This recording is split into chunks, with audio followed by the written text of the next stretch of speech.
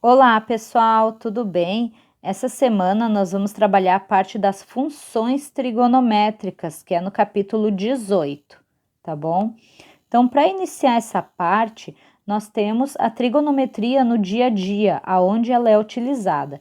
Então, nós temos a parte da arquitetura, que a trigonometria é utilizada para determinar a altura de prédios ou criar objetos dimensionais para utilizar em construções e também para fazer demonstrações de cubículos em um prédio de escritório. É útil na predeterminação de padrões geométricos e da quantidade de material e mão de obra necessária para erguer uma estrutura. Quando ela estiver erguida, não só será forte, mas também terá medidas precisas. Na parte da imagem digital, é utilizada na indústria musical o som em ondas que são utilizadas no desenvolvimento de música pelo computador. Um computador não entende a música como ser humano, ele a representa matematicamente pelas suas ondas constituintes. Precisamente, engenheiros de som que trabalham no avanço da música digital e compositores de alta tecnologia precisam aplicar a lei básica da trigonometria, como as funções de seno e cosseno. Na astronomia, a triangulação, que é a aplicação da trigonometria, é utilizada por astrônomos para calcular a distância entre a Terra e as estrelas mais próximas. Na parte da geografia, em geografia, ela é utilizada para medir a distância entre pontos de referência, além de ser também utilizada em sistemas de navegação por satélite.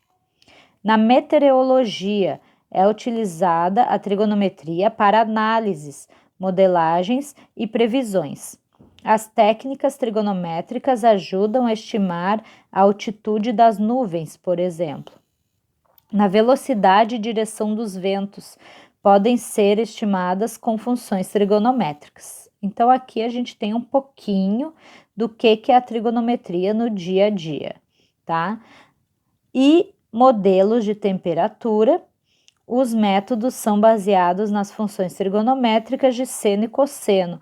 O gráfico montado mostra a onda formada pela temperatura ao longo dos meses. Essa aqui a prof deixou por último, porque é nossa função de seno e cosseno, é o que a gente vai estudar agora nesse vídeo, e esse gráfico vai estar mais no final do nosso vídeo, ok? As funções trigonométricas, também chamadas de funções circulares, estão relacionadas com as demais voltas no ciclo trigonométrico. No círculo trigonométrico, temos que cada número real está associado a um ponto da circunferência. Então, aqui eu coloquei novamente o ciclo trigonométrico, que vocês já estão estudando desde o início do bimestre, tá? Essa parte vocês já têm aí com vocês, tem no livro e tem no arquivo que a prof enviou lá no início do bimestre. Agora eu vou falar para vocês um pouquinho das funções, tá? Então, a gente começa na função seno. A função seno é uma função periódica e seu período é 2π. Ela é expressa por a função f de x é igual a seno de x. O gráfico da função seno é uma curva chamada senoide. No primeiro e no quarto quadrante, a função ela é crescente e no segundo e terceiro quadrante ela é decrescente. O domínio e o contradomínio da função seno são definidos para todos os valores em reais. E a imagem da função seno corresponde ao intervalo de -1 e 1. E aqui está o gráfico que a prof falou ali no início do vídeo. Esse é o gráfico da função seno, tá? Então, ali do lado vocês têm o arco, que é o eixo x, que sempre vai ser utilizados os mesmos valores, que são os valores principais do ciclo trigonométrico. A gente começa no zero, depois a gente vai no π sobre 2, que é o 90 graus, no π, que é 180 graus, 3π sobre 2, que é 270 graus, e 2π, que é o 360, e a gente consegue uma volta completa. Do outro lado, na parte do seno de x, seria o cálculo para o eixo do y. Então, nesse caso, como a gente está calculando a função seno, que é y igual a seno de x, então a gente vai olhar os valores do seno nesses pontos para poder marcar no gráfico. Esses valores vocês já têm nos vídeos anteriores que a prof deu, tá? Então, vocês têm que achar, por exemplo, o valor do seno quando ele é 0 graus, o valor do seno quando ele é 90 graus, 180, 270 e 360, tá? Achando esses valores, vocês conseguem colocar no gráfico e o gráfico vai ficar conforme o desenho que eu coloquei para vocês. Agora a gente vai para a função cosseno. A função cosseno é uma função periódica e seu período é 2π. Ela é expressa pela função f de x é igual a cosseno de x. O gráfico da função cosseno é uma curva chamada de cossenoide. No primeiro e no segundo quadrante, ela é decrescente, e no terceiro e quarto quadrante, ela é crescente. O domínio e o contradomínio também é definido nos reais. E a imagem da função, ela corresponde ao intervalo -1 e 1. Aqui tá o gráfico da função cosseno, tá? Também foi feito a mesma coisa do outro.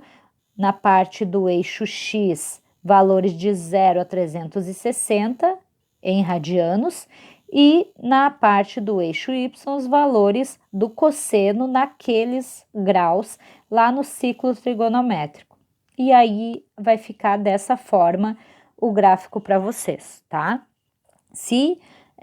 O que pode aparecer para vocês também dentro dessas funções? Por exemplo, 2 mais o cosseno de x. Eu vou fazer, então, o cálculo do cosseno de x, como tá ali, e no meu resultado, na minha coluna onde diz cosseno de x, que tá 1, 0, menos 1, 0 e 1, eu somaria o 2 que estaria pedindo na minha conta, tá?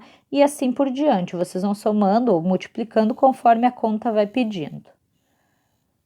A gente tem a função tangente. A função tangente é uma função periódica, seu período é π. Ela é expressa pela função f de x é igual a tgx. A função ela é definida e ela é sempre crescente para todos os quadrantes, tá? O domínio dela ele é definido por x pertence aos reais, tal que x é diferente de π sobre 2, mais kπ, sendo que o k pertence aos inteiros. A imagem, ela corresponde ao conjunto dos números reais. E o gráfico da função tangente é uma curva chamada tangentoide. Aqui vocês têm o gráfico da função tangente, tá? Ele vai ficar desse formato aqui.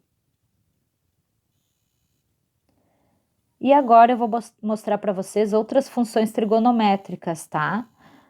Então, a gente tem a função da cotangente, a função secante e a função cossecante.